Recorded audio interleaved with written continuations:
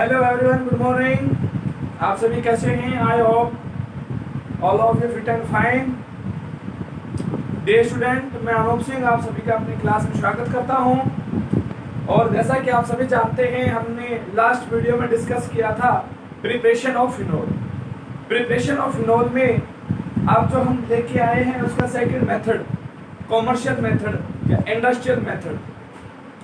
तो commercial method जो industrial method है, हमने फर्स्ट में पढ़े थे प्रिपरेशन इन लेबोरेटरी में उसका हमने प्रिपरेशन किया था। अब हम उसका प्रिपरेशन कहाँ कर रहे हैं? कॉमर्शियल उद्योगों में, इंडस्ट्रीज में, जिसमें फर्स्ट है फ्रॉम क्यूमीन। फर्स्ट है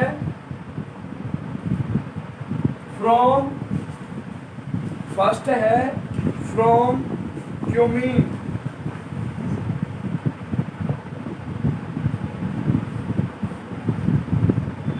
ये फर्स्ट टॉपिक है preparation of phenol. Second type चल रहा है इंडस्ट्रियल प्रिपरेशन। इंडस्ट्रियल प्रिपरेशन कैसे करेंगे फिनोल का? इसमें फर्स्ट है फ्रॉम क्यूमीन की क्यूमीन से हमें क्या करना है? फिनोल का प्रिपरेशन करना। ठीक है, अब देखो भाई, सबसे पहले तो ये पता होना चाहिए क्यूमीन क्या होती है। सबसे पहले ये पता होना चाहिए कि क्यूमीन क्या होती है। यदि बेंजीन रिंग पर, किस पर? बेंजीन रिंग पर प्रोपिल ग्रुप अटैच्ड हो, कौन सा ग्रुप? प्रोपाइल ग्रुप अटैच्ड हो, तो क्या बनेगी? क्यूमीन बनेगी। देखो भाई, ये बेंजीन रिंग है, राइट? बेंजीन रिंग पर कौन अटैच्ड हो? प्रोपाइल ग्रुप अटैच्ड हो। कौन सा ग्रुप अटैच्ड हो? प्रोपाइल ग्रुप अटैच्ड हो। प्रोपाइल ग्रुप है तो ये क्या बन गई? ये क्या है? क्यूमीन। क्या है? क्यूमीन। अब हम इसे पढ़ेंगे कि क्यूमीन से हम किस प्रकार से उसका प्रिपरेशन करेंगे।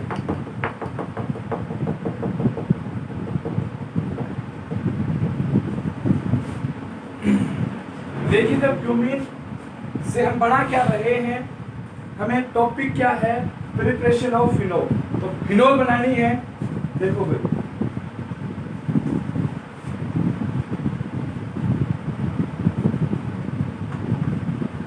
क्यूमीन रिएक्ट विद, क्यूमीन किससे रिएक्ट हो? O2 से रिएक्ट हो। O2 से रिएक्ट हो, देन फॉर्म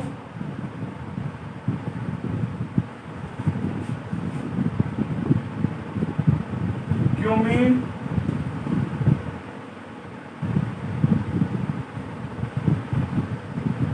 हाइड्रोक्साइड।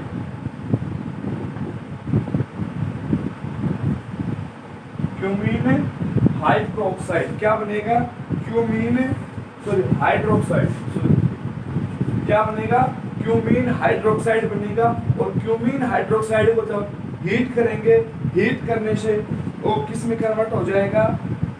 प्रोपोनेट अलग हो जाएगा। प्रोपोनेट का मीन्स क्या बन जाएगा?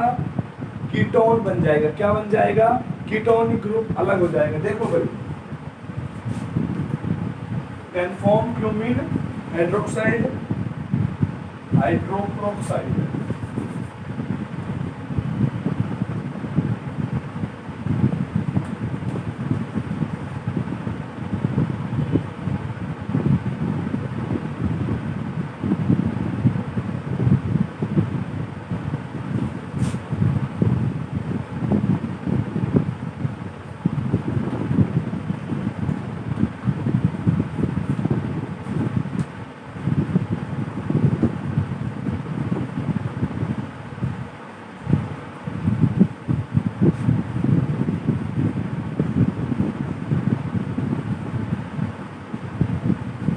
Phenol obtain. क्या ऑब्टेन हो जाएगी? फिनोल। देखो भाई, क्यूमीन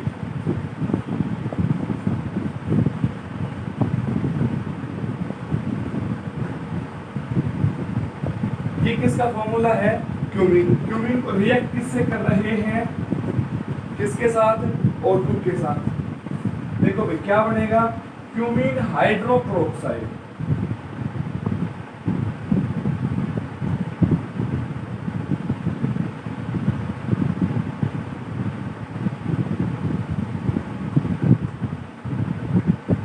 ये क्या बन गया? Cumene hydrochloride. प्रोक्साइड। क्या बन गया? क्यूमीन हाइड्रोप्रोक्साइड। ये क्या? देखो दो ऑक्सीजन थी, कितनी ऑक्सीजन थी? दो ऑक्सीजन थी।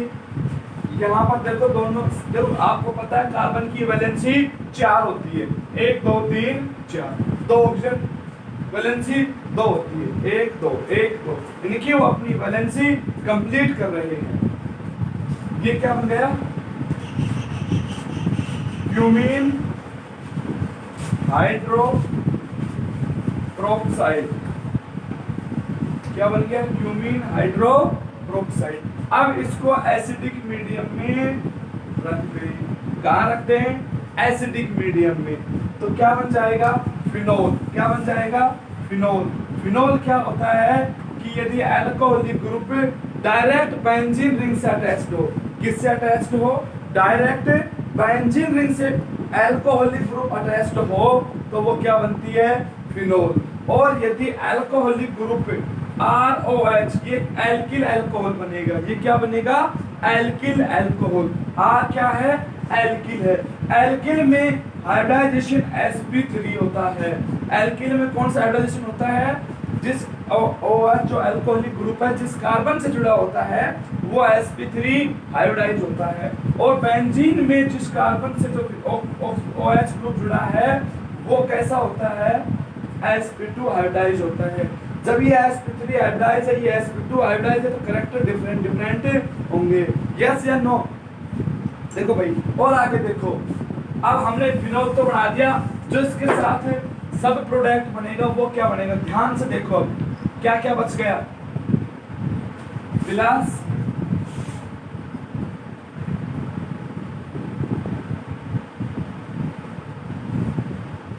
ध्यान से देखो, इसमें कौन सा ग्रुप जुड़ गया? OH ग्रुप रह गया, बाकी का एसिडिक मीडियम में रख दिया हमने। एसिडिक मीडियम में रख दिया, हाइड्रोलाइसिस कराया, तो इस ये CH3 C डबल बॉन्ड और CH3 आया समझ में? आया। अब ये तो फर्स्ट हो गया फ्रॉम क्यूमीन से, सेकंड है फ्रॉम क्लोरोबेंजीन से। क्लोरोबेंजीन की रिएक्शन हमने आपको बताई थी, halo alkane halo alkane chapter पढ़ा होगा। तो फ्रॉम क्लोरोबेंजीन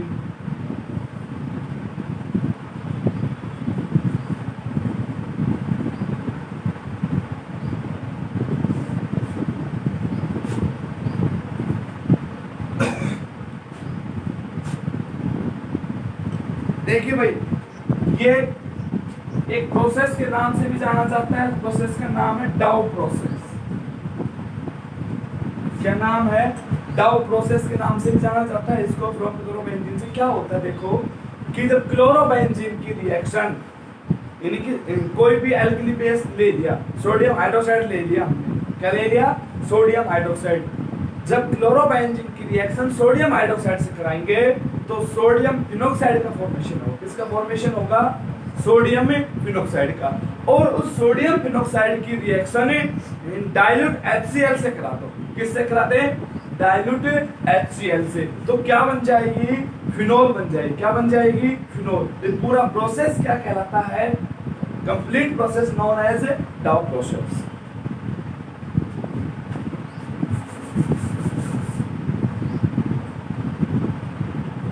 डायरेक्ट लिखो क्लोरोबेंजीन ऐसे, घबराना मत। क्लोरोबेंजीन ही है ये। क्लोरोबेंजीन, ये क्लोरीन कहाँ जुड़ रही है? बेंजीन के साथ। ये खड़ी थी या पटक दी? फर्क इतना ही है। Chlorobenzene react with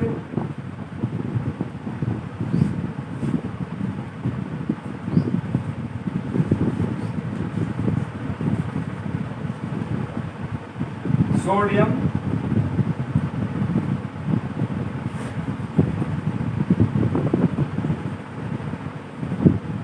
phenoxide. क्या बनेगा? Sodium phenoxide at 623 kelvin temperature and 300 atm atmosphere pressure. जो एटमॉस्फेयर प्रेशर जो होगा वो कितना होगा? 300, और जो टेम्परेचर होगा वो कितना होगा? 623 kelvin. After that react with HCl, then we will obtain, क्या obtain हो जाएगी? फिनोल। क्या obtain हो जाएगी? फिनोल। देखो भाई, और ये पूरा कंप्लीट प्रोसेस किस नाम से जाना जाता है? डाउ प्रोसेस। किस नाम से जाना जाता है? डाउ प्रोसेस के नाम से जाना जाता है। देखो भैया ध्यान दो,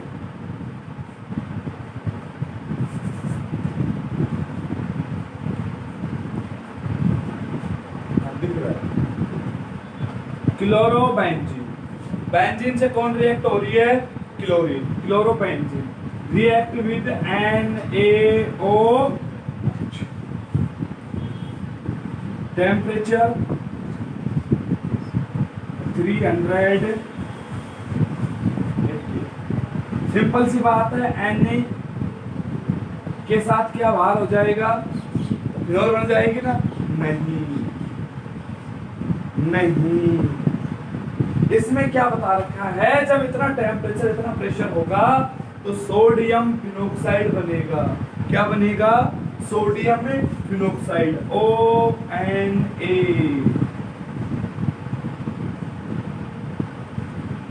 क्या बनेगा? Sodium phenoxide. ये क्या है?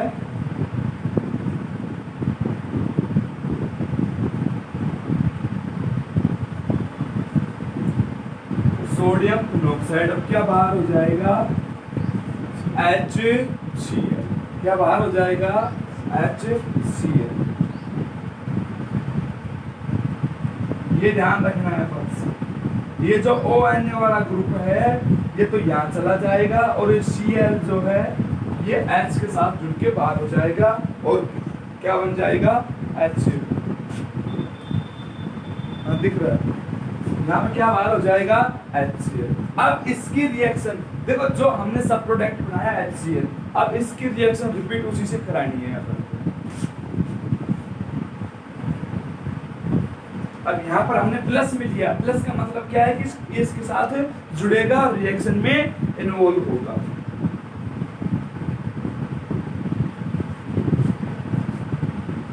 ये क्या है? डाउ प्रोसेस।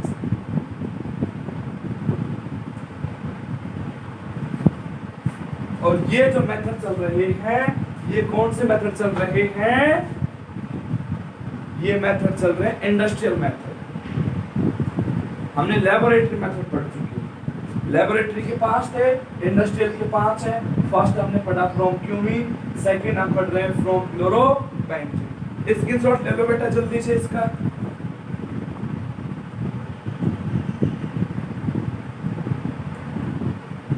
जल्दी से इसका स्क्रीनशॉट ले लो।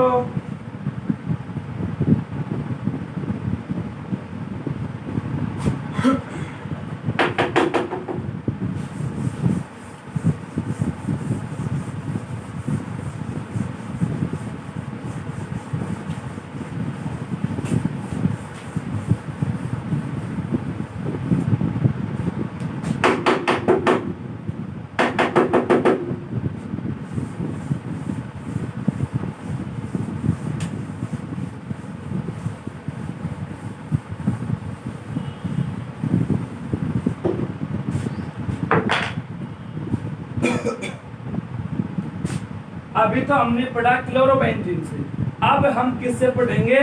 बेंजीन से।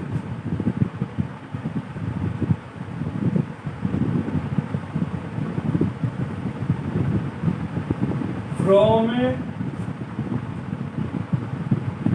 बेंजीन। ये जो वो तो डाउ प्रोसेस था, हमने जो अभी डिस्कस किया था, ये है रसिंग प्रोसेस।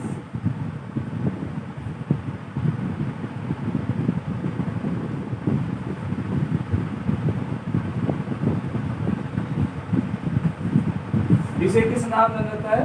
रसिंग प्रोसेस के नाम से जाना। देखो जैसे हमने उसमें पढ़ा क्लोरोबेंजीन में, उसमें तो हमें क्लोरोबेंजीन बनी बनाई मिली थी, राइट? लेकिन इसमें हमें क्लोरोबेंजीन का फॉर्मेशन करना पड़ेगा। किसका फॉर्मेशन करना पड़ेगा? क्लोरोबेंजीन का। इसमें जब बेंजीन की रिएक्शन HCl + O2 से कराते हैं बेंजीन की रिएक्शन किससे कराएं?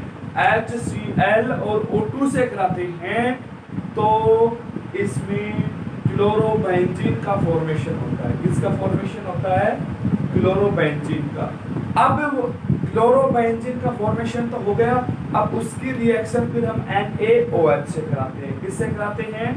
NaOH से। जब NaOH से रिएक्शन करा देंगे तो क्या बन जाएगा? अपना फिनोल। और ये पूरा प्रोसेस क्या कहलाता है? रशिंग प्रोसेस कहलाता है।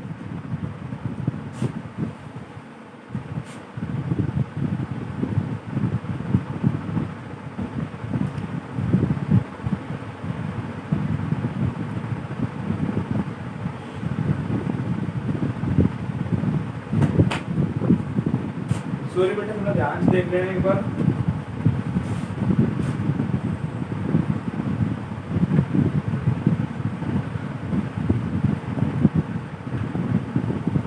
Benzene react with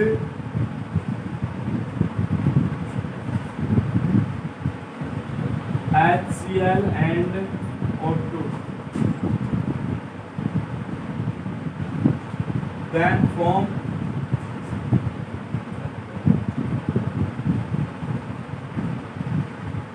chlorobenzene.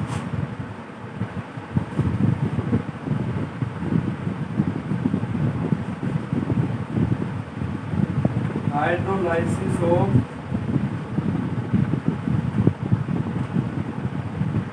chlorobenzene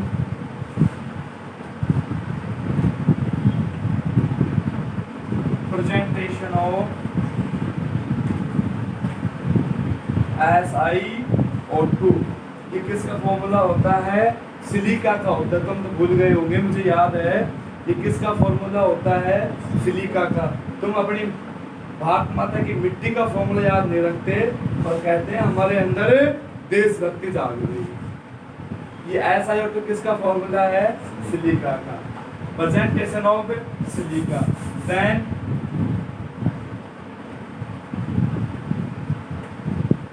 obtain. देखो बेटा, मेरे याद है अभी जो मैंने कुछ बोला था आप लोगों के सामने, वो मैंने ये कहा था कि जो क्लोरोबेंजीन बनेगी उसकी रिएक्शन हम किससे कराएंगे? NaOH से। वो गलत था। उसकी रिएक्शन हम किससे कराएंगे? उसका हाइड्रोलाइसिस कराएंगे। किसकी प्रेजेंटेशन में? सिलिका की प्रेजेंटेशन में। तो क्या बनेगी? फिनोल बनेगी। देखो, सबसे पहले तो हम बेंजीन की रिएक्शन किस से कराते हैं? HCl एंड O2 से। यहाँ पे देख लेना, बेंजीन है, दो मोल इसके ले लो, 2 मोल इसके ले लो, और हाफ मोल किसका ले लिया? ऑक्सीजन। आधे मोल का मतलब क्या है भाई? हम ऑक्सीजन को नेसेंट ऑक्सीजन फॉर्म में लिख नहीं सकते, नेसेंट फॉर्म आ जाएगी ना उसकी, ये नेसेंट में ले नहीं सकते। आपको पता है ऑक्सीजन जो एटम वो है वो डायमोलिक्यूल है कि नहीं? डायटोमिक है। तो उसको हम ऐसे तो लिख नहीं सकते कि लो भाई एक ऑक्सीजन ले ली, तो उसको हाफ O2 का मतलब क्या हो गया? एक इज्जत भी रहेगी, अपनों काम भी। हाँ या ना भाई? क्या अपन इज्जत भी कर दी और अपनों काम भी हो गया। तो क्या होगा? देखो अब क्या बनेगी? क्लोरोबेंजीन। देखो कैसे बनेगी, क्या बात हो जाएगा? H2O। नहीं आया समझ में? देखो यहाँ पर कितने बेंजीन रिंग है? 2। कितने रिंग है? 2। HCl कितने हैं? 2। कितने HCl हैं? 2। एक Cl इसके पास गया, एक Cl इसके पास गया। आपको पता है HCl HCl। अच्छा, आप यहाँ पर 2 लोग हैं, यहाँ पर O2 ही आएगा। अब आपको पता है जब यहाँ पर Cl जुड़ेगी तो यहाँ से क्या निकलेगी? हाइड्रोजन। जब यहाँ पर Cl जुड़ेगी, अगर 1 मोल लेते तो ठीक था, उसके लिए हमने 2 मोल ले लिए। अगर यदि यहाँ पर एक हाइड्रोजन निकले, एक यहाँ से निकले, यहाँ पर Cl जाए, यहाँ से H निकले, यहाँ से क्या निकले? H। कितनी हाइड्रोजन होगी? 2 होगी। H2 होगी। ऑक्सीजन कितने हो गए? 2। H2O H2O। सिंपल सी रिएक्शन है, 2Cl बन गया। अगर आप इसको ऐसे न लेते, 2 मोल न लो, 1 मोल लेके भी कर सकते हो। कितना मोल? 1 मोल। 1 मोल लोगे तो उसमें हाफ लग जाएगा। 1 मोल लोगे तो क्या हो जाएगा भाई, घट जाएगी ना, सारी चीज घट रही है। यहाँ पर 2 मोल था तो 1 बचेगा, यहाँ 2 था तो 1 बचेगा, यहाँ पर 2 था तो 1 बचेगा, आधा हो जाएगा उसका। अच्छा, अब यहाँ पर जब जुड़ेगी तो पूरी प्रोसेस हो जाएगी। यहाँ से क्या निकलेगा, H, और ये जो HCl है इसका Cl है, यहाँ जाएगा। हाफ O2 यानी कि 1 ऑक्सीजन, 2 हाइड्रोजन, 1 ऑक्सीजन, क्या बन जाएगी, H2O। अब हमने क्या ले ली, क्लोरोबेंजीन का फॉर्मेशन। किसका फॉर्मेशन कर लिया, क्लोरोबेंजीन का। जब क्लोरोबेंजीन बन गई, अब इसे क्या कराएं, हाइड्रोलाइसिस।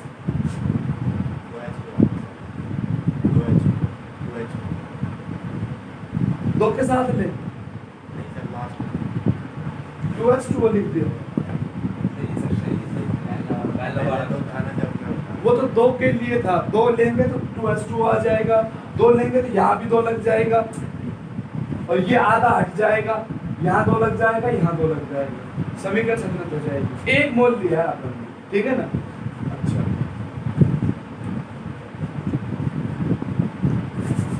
अब हमने लिखवाया लास्ट में कि जो क्लोरोबेंजीन बनेगी उसकी प्रेजेंटेशन किससे कराएं, उसका हाइड्रोलाइसिस कराएं, किसके साथ, किसकी प्रेजेंटेशन में, SiO2 की प्रेजेंटेशन।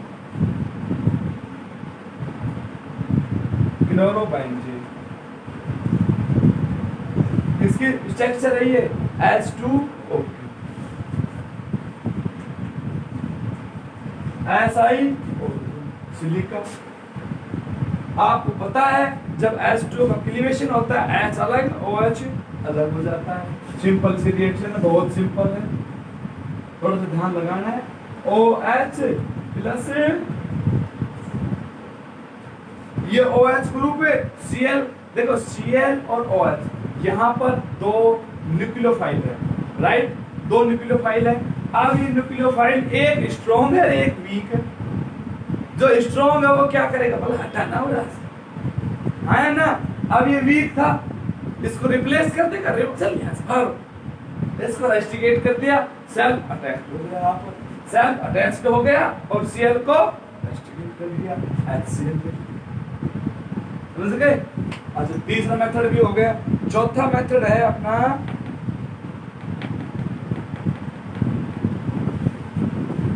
Catalytic oxidation. मैं सोच रहा हूँ 500 ml करवा दी। चौथा क्या है,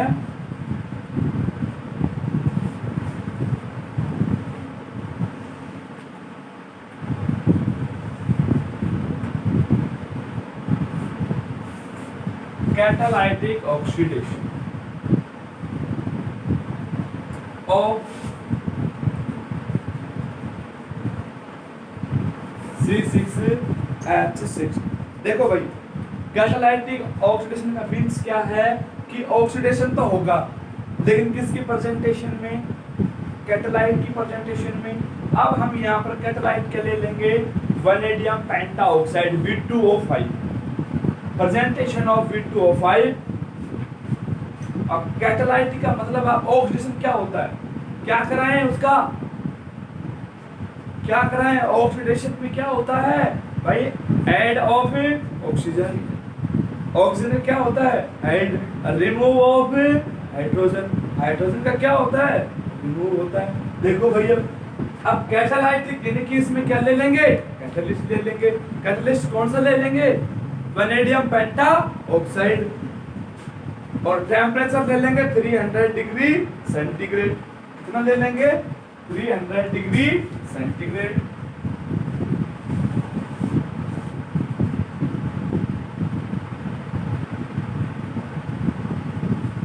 रिप्रेजेंटेशन ऑफ V2O5। V2O5 क्या है, vanadium pentoxide. Representation of V2O5 and at 300 degree centigrade temperature. Temperature कितना है, 300 degree centigrade.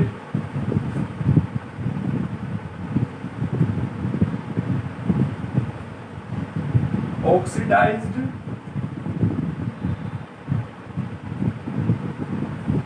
Of benzene liquid, BENZE oxidised of benzene. अब देखो जबकि यहाँ मतलब जोड़ा बना है C6H6 C6H6।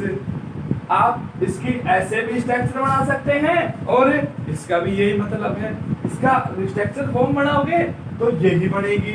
ठीक है भाई, हमने लिख दिया समझाने के लिए,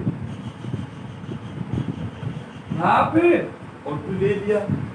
प्रेजेंटेशन V2O5 और क्या ले लें 300 डिग्री सेंटीग्रेड, 300 डिग्री सेंटीग्रेड। अब यहाँ से देखो क्या बन जाएगा C6H5OH। नहीं आया समझ में? आएगा कैसे नहीं हम बताएंगे। यहाँ से देखो भाई, आप इसको स्ट्रक्चर फॉर्म में थोड़ा सा माइंड में इमेजिन करो। यहाँ पर ऑक्सीजन अटैक करेगी, ऑक्सीजन अटैक करेगी तो यहाँ से क्या निकलेगा हाइड्रोजन। वो हाइड्रोजन और ऑक्सीजन अपने साथ ही उसको रख लेगी। अपने साथ रखने का मतलब वो क्यों रख रही है, वो कैटलिस्ट जो यहाँ पर जुड़े हुए हैं, कैटलिस्ट आपको पता है किसी भी रिएक्शन की रेट को तो हाई कर देते हैं या लो कर देते हैं। आपके भी अंदर कैटलिस्ट बैठे होंगे भाई, कोई किसी को भड़काने वाला जो होते हैं वो कैटलिस्ट नेचर के होते हैं। हाँ है ना भाई, वो तेरा बड़ा मुंह कह रहा था अभी अभी ना मुंह कह मैं भी जाऊं। हाँ है ना, ये कौन सा नेचर हो गया, कैटलिस्ट नेचर हो गया। ठीक है भाई, क्या बन जाएगी, आया समझ में, आ गया, चलो अच्छी बात है। मैं आपका धन्यवाद करता हूँ, आपकी समझ में आया।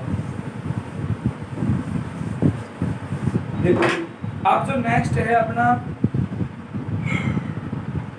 From middle oil fraction.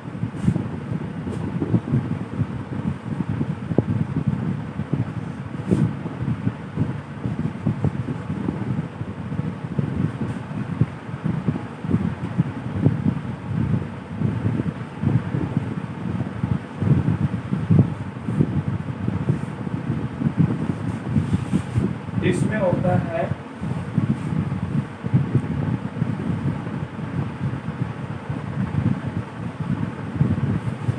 From कोलतास, from कोलतास। देखो एक तो आपने डिस्टिलेशन पढ़ा होगा और एक होता है डिस्टिलेशन फ्रैक्शन। डिस्टिलेशन आपने जितने भी पेट्रोलियम फ्यूल देखे होंगे, गैस है, रसोई गैस जो अपन घरों में यूज होती है CNG, और आपने देखे होंगे फ्यूल डीजल है, पेट्रोल है, कैरोसिन है, ये सभी क्या है फ्यूल है। जब इनको हम डिस्टिलेशन करते हैं, इनको इनकी हीट करते हैं, हीट करते रहें, आपने मैटर के सेपरेशन के मेथड पढ़े होंगे, मैटर के सेपरेशन के मेथड पढ़े होंगे कि जो डिफरेंट टेम्परेचर का जो मैटर होता है वो तो अलग सेपरेट हो जाएगा, जिसका टेम्परेचर, जैसे हम दो सबस्टेंस ले लें कोई भी, एक तो 100 डिग्री पे बॉईल हो रहा है, एक 120 डिग्री, एक 120 पे बॉईल हो रहा है। तो जो 120 पे बॉईल हो रहा है उसको हम सेपरेट अलग कर लेंगे, और जो 100 पे बॉईल हुआ है उसको हम पहले ही निकाल लेंगे उसमें से। है ना, हमें ये पता लग जाएगा कि जो पहले जो बॉईल हुआ है ये 100 डिग्री सेंटीग्रेड का टेम्परेचर वाला मैटर है, और जो बच गया वो कौन सा है, जिसको मोर टेम्परेचर की रिक्वायरमेंट होगी वो अनदर होगा। सेम इसी टाइप से जो पेट्रोलियम फ्यूल होते हैं उनमें भी सेपरेशन होता है। सेपरेशन होता है तो उसमें क्या होता है कि सबसे पहले भाई पेट्रोल को निकाला जाता है, फिर डीजल को, फिर कैरोसिन को, और जब इस प्रकार से अब इन आपने देखा होगा कैरोसिन और डीजल, उन दोनों में जैसे इसमें धार बना के देखेंगे तो ब्लू ब्लू सा आपको कलर दिखाई देगा, ब्लू कलर ऐसे धार बना के देखना, और उसमें आपको कैरोसिन तो बिल्कुल ब्लू दिखाई देगा आपको। जो डीजल और पेट्रोल है उन दोनों में आप फर्क आसानी से कर सकते हैं, डीजल और पेट्रोल में आप फर्क आसानी से कर सकते हैं। डीजल का तो किया जाता है डिस्टिलेशन फ्रैक्शनल, प्रभाजी आसवन बोलते हैं उसको, डिस्टिलेशन को बोलते हैं आसवन। जो पेट्रोल है वो डिस्टिलेशन पे ऑब्टेन हो जाता है, और डीजल है वो डिस्टिलेशन फ्रैक्शन पे ऑब्टेन होता है। अब इन दोनों में फर्क क्या है, इन दोनों में फर्क ये है कि सपोज दैट कि डिस्टिलेशन और डिस्टिलेशन फ्रैक्शन इन दोनों में जो डिफरेंस होता है इनके टेम्परेचर में, वो 25 केल्विन का टेम्परेचर का डिफरेंस होता है। अगर 25 केल्विन और ज्यादा टेम्परेचर दे दें तो डिस्टिलेशन फ्रैक्शन हो जाएगा, और 25 केल्विन से नीचे ले आए तो डिस्टिलेशन हो जाएगा। तो इस प्रकार से जो मिडिल ऑयल होगा, यानी कि जो कोलतार होगा, कोलतार देखा है आप सभी ने, जिसे हम देसी भाषा में डामर बोल देते हैं, बोल देते हैं कि नहीं बोल देते, उसको आप कैसे करोगे, हीट दोगे। आपने देखा होगा कहीं भी सड़क निर्माण करते हुए कि वहां पर जो कोलतार का जो ड्रम होते हैं उनके नीचे सर्दियों के दिनों में अग्नि जला के रखते हैं, आंच बढ़ा के रखते हैं, देखा होगा तुमने। क्यों? क्योंकि वो जो कोलतार है वो एनवायरमेंट के कांटेक्ट में आते ही वो सॉलिड स्टेट में कन्वर्ट होने लग जाता है, लिक्विड टू सॉलिड। देखा भी होगा तुम लोगों ने, रोड बनने के बाद एक बार क्या आप उसमें से कोलतार की लिक्विड ड्रॉप निकाल सकते हो? नहीं निकाल सकते। लेकिन अगर गर्मी ज्यादा हो जाए, टेम्परेचर हाई हो जाए, तो आपने कई बार देखा होगा सड़कें जो होती हैं वो आपको ऐसी दिखेंगी कि जैसे बिल्कुल नमी युक्त, नमी मिलेगी उसमें। जैसे कोलतार, कोई भी उसके साधन जाएगा, कोई व्हीकल उससे जाएगा तो कोलतार फैलता हुआ दिखाई देगा आपको। जैसे गर्मियों के दिनों में पटरियां फैल जाती हैं, सर्दियों में सिकुड़ जाती हैं। भाई हीट का प्रॉब्लम होता है, रेल की जो पटरियां होती हैं उनमें जो जॉइंट होते हैं, वो जॉइंट गर्मियों में तो क्या हो जाते हैं, पास आ जाते हैं, और सर्दियों में दूर। आपने ये भी देखा होगा जो अपने खंभों में जो तार लगे होते हैं वो गर्मियों के दिनों में ढीले हो जाते हैं। ढीले क्यों हो जाते हैं? उन पर डायरेक्ट सनलाइट गिरती है तो टेम्परेचर से मॉलिक्यूल्स क्या होंगे, दूर जाएंगे, और सर्दियों के दिनों में वो थोड़े से ऊपर दिखाई देने लगते हैं। दिखाई देते हैं, दिखाई देते। सेम उसी टाइप से ये भी है। कोलतार का फ्रैक्शनल करेंगे, इसमें क्या है वो देखो। सबसे पहले कोलतार को क्या करेंगे, डिस्टिलेशन करेंगे। डिस्टिलेशन करने के बाद उसे क्या करते हैं, कूल करते हैं। कूल का मतलब क्या करते हैं, ठंडा कर दे। ठंडा कर देंगे तो उसमें क्रिस्टल बनेगा। क्रिस्टल बनेंगे किसके, नैफ्थलीन के। किसे क्रिस्टल बनेंगे, नैफ्थलीन के। ये थोड़ा क्या है कि थ्योरेटिकल पोर्शन है, इसमें रिएक्शन वगैरह नहीं है, थ्योरेटिकल पोर्शन, इसलिए मैं बता रहा हूँ आप लोगों को। नैफ्थलीन क्रिस्टल बनेंगे। अब जो नैफ्थलीन क्रिस्टल बनेंगे उसको सॉल्यूशन में छोड़ देंगे। किसमें छोड़ देंगे, सॉल्यूशन में। सॉल्यूशन में छोड़ने के बाद वो नैफ्थलीन रिएक्शन करेगी और फिनोल का फॉर्मेशन करेगी। ठीक है, तो इस प्रकार से ये भी हो जाएगा। कौन सा, ये आप बुक से देख लेना, ये बेटा आप बुक से देख लेना। इसमें जो थ्योरेटिकल पोर्शन है इसमें रिएक्शन पोर्शन नहीं है। अगर रिएक्शन पोर्शन हो तो हमें बता देना, हम समझा देंगे आप। ठीक है, अब हम चलते हैं, प्रिपरेशन हो गया। प्रिपरेशन के बाद अपना जो मेन वर्क होता है वो होता है इनकी प्रॉपर्टी का, physical and chemical.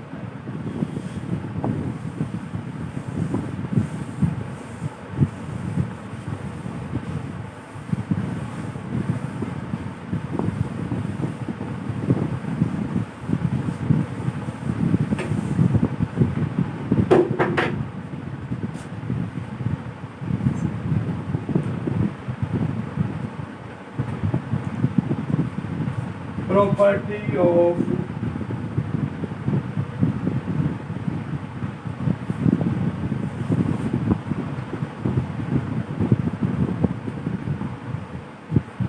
physical and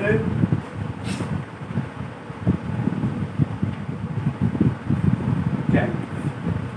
तो फर्स्ट में देखो, फिजिकल तो आप सभी जानते हैं कि जैसे किसी की स्टेट देख के पता लगाना, किसी की स्मेलिंग से पता लगाना है, तो टमाटर की खुशबू आ रही है, कहते हैं ना आज तो कोई बियर ले आए हो, आज तो कोई शेयर ले। ये कैसी, फिजिकल में आती है। किसमें आती है, फिजिकल। आज तो भाई तुम कभी दौड़ धक हो रहे हो, मतलब क्या हो गया, ये उसका कलर हो गया, पीड़ो जर्द हो रही हो, ये क्या हो गया, उसका कलर हो गया। बॉइलिंग पॉइंट है ना, घनी देर वेब गर्म करते तो बोले ना, वो क्या होगा उसका बॉइलिंग पॉइंट, फिजिकल में। देखते हैं नहीं देखते? तो ये सारी प्रॉपर्टियां जो हैं ये किस में आती हैं, फिजिकल के अंतर्गत आती है। तो आप पढ़ेंगे फर्स्ट। ये भी आप देख के बता सकते हो ये चौक कैसा है, सॉलिड है कि लिक्विड। ये किस में आता है, फिजिकल प्रॉपर्टी। स्टेट में आ गया कि नहीं आ गया? स्टेट तो आपका रास्ता नहीं, मैं उस स्टेट की बात नहीं कर रहा हूँ जो राजस्थान की सोच रहा हूँ। ठीक है, देखो फर्स्ट फिजिकल में फर्स्ट पढ़ेंगे फिनोल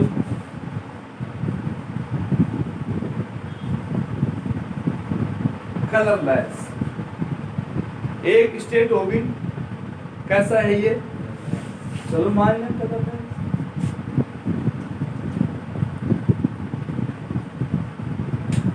क्रिस्टलीन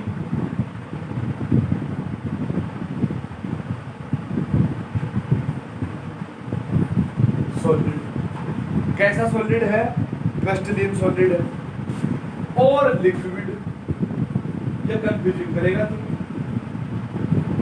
कैसा है, लिक्विड भी है और सॉलिड भी है। अब देखो भाई, सॉलिड लिक्विड से मतलब क्या है कि जब इसको हम हीट करते हैं तो ये अगर अपना रूम टेम्परेचर ज्यादा हो जाए तो किस स्टेट में आने लग जाता है, ये लिक्विड स्टेट में आने लग जाता है। जनरली किस स्टेट में होता है, ये सॉलिड स्टेट में होता है। क्रिस्टलीन है, टाइप ऑफ सॉलिड में हमने पढ़ाया है क्रिस्टलीन और नॉन क्रिस्टलीन, जिसे हम एमोर्फस कहते हैं ना। चलो भाई, नेक्स्ट अब हम बात करते हैं सोल्यूबिलिटी की। किसकी बात करते हैं, सोल्यूबिलिटी की। जैसे आप इस चौक को लो, पानी में डाल दो, क्या ये सोल्यूबल हो जाएगा, सोल्यूबल, कंप्लीट सोल्यूबल नहीं होगा। इसके कुछ पार्टिकल हैं, उस वाटर को मिल्की कलर का कर देंगे, दूधिया कर देंगे, जिसे हम बोलते हैं। कैसा कर देंगे, दूधिया कर देंगे, बोलते हैं ना। Number 2 phenol extremely soluble in H2O.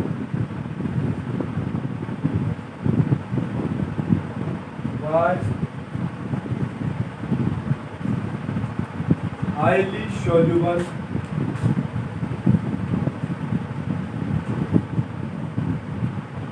in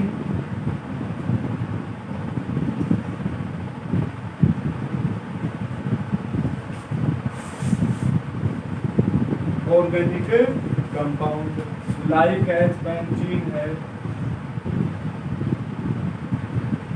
कुछ भी देना, अल्कोहल, सब में से भी क्या हो जाएगा, सॉल्युबल हो जाएगा। वाटर में क्या है, ये स्प्रिंगली है। अच्छा, अब ये वाटर में स्प्रिंगली तो है, लेकिन क्यों है, due to presence of hydrogen bond. ये भी ध्यान रखना।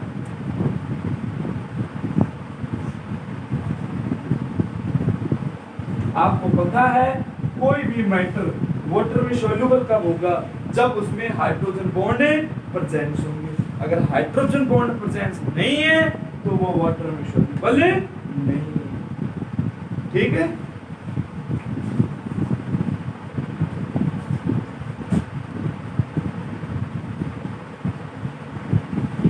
बीपी ऑफ फिनोल, इसकी बीपी बहुत हाई होती है।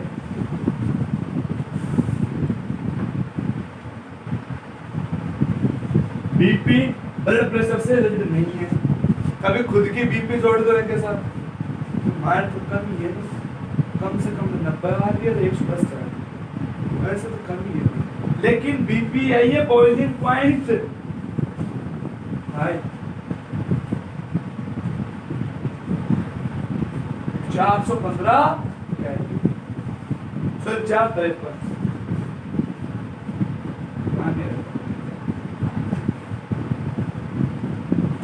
अब ये जो क्वेश्चन आ जाए क्या कि फिनोल की बीपी हाई होती है, phenol having boiling point of high, why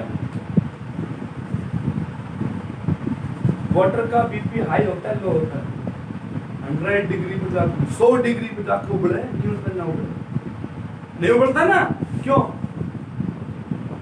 कभी सोचे टाइम को, क्यों, क्योंकि due to presence of hydrogen bond. देखिए ये हाइड्रोजन बॉन्ड एन में लागेगा, एन में दोनों होता है। अगर आप कहो तो मैं इसकी स्ट्रक्चर बना देता हूँ। बना दूं हाइड्रोजन बॉन्ड की प्रकार से बन रहा देखो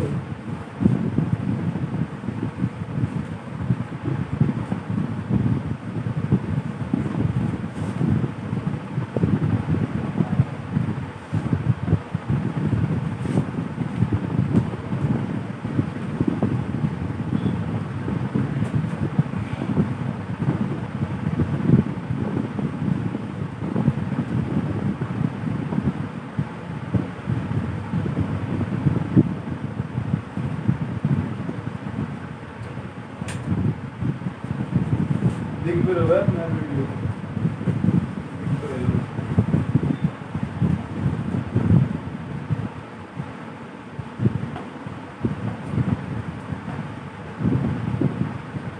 थोड़ा सा अच्छा नहीं बन रहा ये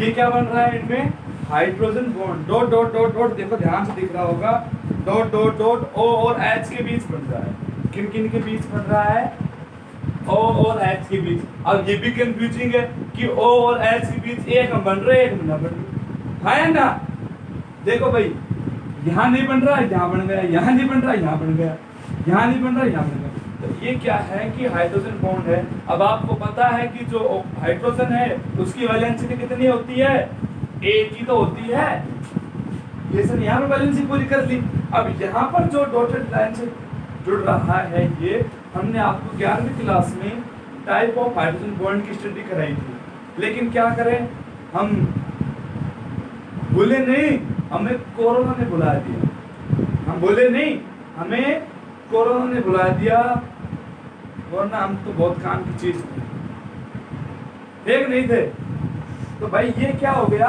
ये हाइड्रोजन बॉन्ड हो गया अब ये फिजिकल प्रॉपर्टी हो गई हाई बीपी क्यों है presence of hydrogen bond soluble क्यों है presence of hydrogen bond Sprüngli soluble जो है ना वो भी क्यों है ठीक है अब हम इसकी केमिकल प्रॉपर्टी पढ़ेंगे केमिकल प्रॉपर्टी सोचना मत है कि इसी में आ जाए केमिकल प्रॉपर्टी की 3 वीडियो बनेंगी अब दिमाग जब घूमेगा तो केमिकल प्रॉपर्टी की 3 वीडियो बनेगी और भगवान चाहे 4 भी बन सके तो केमिकल प्रॉपर्टी के आज तो मैं आपको सिर्फ टाइप कराऊंगा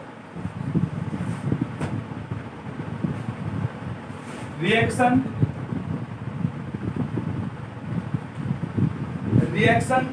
due to presence of phenolic समूह ग्रुप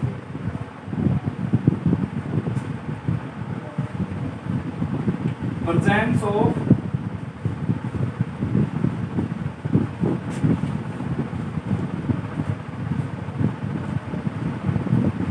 वीडियो बना रहा हूं बस आ जाओ वही बना लो फिनोलिक ग्रुप सेकंड है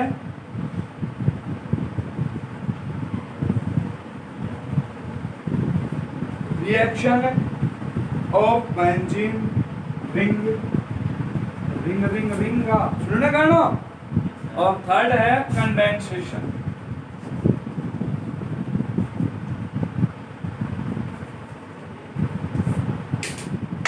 आज का हम यहीं पे समाप्त करते हैं आई होप आपको समझ में आया होगा स्क्रीनशॉट की जरूरत है यो अनूप सर